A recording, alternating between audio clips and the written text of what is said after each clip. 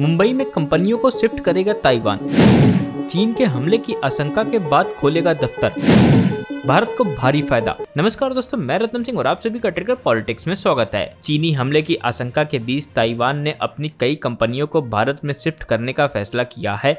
एक media house की report के मुताबिक ताइवान की शीर्ष टेक्नोलॉजी कंपनियां भारत में मैन्युफैक्चरिंग करने पर विचार कर रही हैं और चीन के हमले की आशंका से दूर भारत में ट्रांसफर करने का विचार कर रही है। ताइवान ने बुधवार को घोषणा की है कि वह मुंबई में एक नया कार्यालय खोलेगा और दिल्ली और चेन्नई के बाद यह भारत में ताइवान का तीसरा दफ्तर होगा। ताइवान के इस फैसले को एक रणनीतिक कदम के रूप में देखा जा रहा है, क्योंकि इसकी चीन+1 रणनीति का उद्देश्य अपने देश के व्यवसायों को जिंदा रखने के लिए चीन की जद से बाहर लगातार ऑपरेशन करने के लिए है। ताइवान चाहता है कि अगर चीन उस पर हमला करता है तो उस स्थिति में भी ताइवान की कंपनियों के पास ऑपरेशन क्षमता बनी रहे, वो लगातार मैन्युफैक्चरिंग करता रहे ताकि देश में करेंसी की सप्लाई होती रहे। हालांकि भारत के ताइवान के साथ अभी तक औपचारिक राजनयिक संबंध नहीं है, क्योंकि भारत अभी भी वन चाइना पॉलिसी का पालन करता है। लेकिन ताइवान ने भारत में व्यापार करने के लिए भारत में आर्थिक और सांस्कृतिक केंद्र स्थापित किए हैं।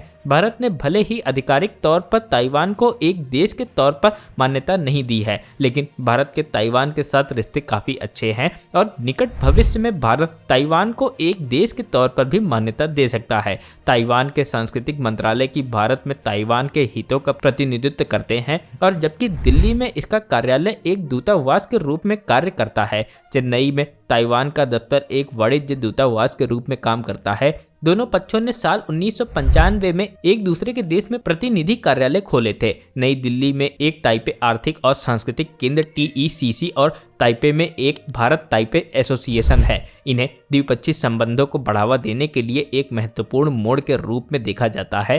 ताइवान ने दिसंबर 2012 में चेन्नई में अपना दफ्तर खोला था और अब मुंबई में भी ऑफिस खोलने जा रहा है। वहीं अगस्त 2022 में अमेरिकी हाउस स्पीकर नैन्सी पेलोसी की ताइवान दौरे के बाद ताइवान और चीन के बीच रिश्ते में कड़वाहट आ गई है। कई रिपोर्ट्स में आशंका जताई गई है कि ताइवान पर हमले की आखिरी तैयारी में चीन जुटा है। हालांकि एक मीडिया हाउस की रिपोर्ट में इस मामले से परिचित लोगों के हवाले से कहा गया है कि मध्य भारत में व्यापार संबंधों में उल्लेखनीय वृद्धि होने के बाद ताइवान ने 2 साल से ज्यादा समय से पहले ही मुंबई में एक कार्यालय स्थापित करने का मुद्दा उठाया था। वर्तमान में भारत का ताइपे में भारत ताइपे एसोसिएशन कार्यालय है। यह बयान में ताइवान के विदेश मंत्रालय ने कहा कि मुंबई में TECC की स्थापना का उद्देश्य भारत के साथ मौलिक संबंधों को आगे बढ़ाना और आदान प्रदान और सहयोग को गहरा करना है। भारत हमेशा से चाहता है कि ताइवान की बड़ी कंपनियां भारत में आकर निर्माण कार्य शुरू करें। इससे भारत में न सिर्फ निवेश बढ़ेगा बल्कि भारत में नई नौकरियां आएंगी और टेक्नोलॉजी के मामले में भी भारत को काफी फायदा होगा। इसके अलावा ताइवान सेमीकंडक्टर मैन्युफैक्चरिंग कॉरपोरेशन जैसे चिप उत्पादक भी शामिल हैं, जो भारत में निर्माण शुरू करना चाहते हैं। TSMC दुनिया का सबसे बड़ी चिप निर्माता है।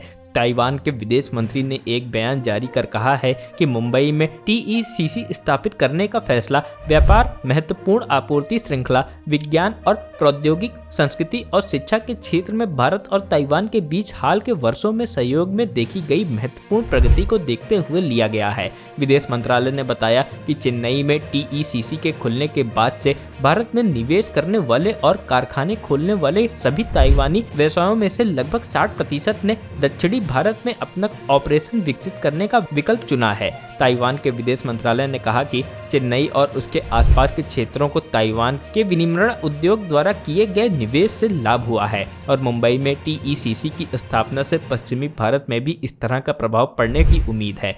करीब 5 साल पहले नई दिल्ली और ताइपे ने भारत में ताइवान निवेश की रक्षा के लिए एक ऐतिहासिक द्विपक्षीय निवेश समझौते पर हस्ताक्षर किए थे। इसके बाद दोनों देशों के बीच व्यापार की मात्रा साल 2006 में 2 अरब अमेरिकी डॉलर से बढ़कर 2021 में 8.9 अरब डॉलर हो गई थी। ताइवान के विदेश मंत्रालय ने भारत की बढ़ती आर्थिक स्थिति और जनसंख्याई लाभांश का भी उल्लेख किया है। भारत अब दुनिया में सबसे ज्यादा आबादी वाला देश बन चुका है। ताइवानी विदेश मंत्रालय ने कहा कि भारत 2022 में दुनिया की 5वीं सबसे बड़ी अर्थव्यवस्था बन गया है और इस साल सबसे आबादी वाला देश बन गया है। अपने विशाल बाजार और संबंधित व्यावसायिक अवसरों के साथ भारत वैश्विक उद्यमों के लिए एक प्रमुख निवेश गंतव्य के रूप में उभरा है। ताइवानी विदेश मंत्रालय ने पुष्टि की है कि मुंबई में दफ्तर दफ्तर खोलने के अलावा गोवा, गुजरात और मध्य प्रदेश राज्यों के साथ साथ केंद्र शासित प्रदेश दादरा और नगर हवेली और दमन और द्वीप में व्यवसायियों, पर्यटकों और ताइवानी नागरिकों को वीजा सेवाएं, दस्तावेज प्रमाणीकरण और आपात